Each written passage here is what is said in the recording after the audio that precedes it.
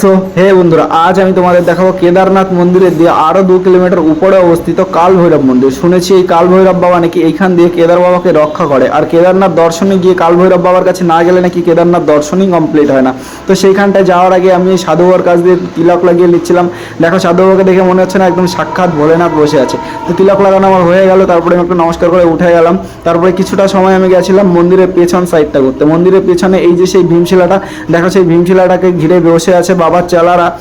যে ভীমশিলাটা মন্দিরটাকে রক্ষা করেছিল, আজ বাবার চেলারা সেই ভীমশিলাটাকে রক্ষা করছে। তো তারপরে আমি মন্দিরের সাইড দিয়ে এই রাস্তাটা আছে, এই রাস্তা দিয়ে আমি কাল ভৈরব মন্দিরের দিকে উপরের দিকে যাওয়ার জন্য হাঁটা শুরু করেছিলাম। এটা ছিল বিকালবেলা, তো আমার হাঁটতে টাইম লেগেছিল 40 মিনিট মতো।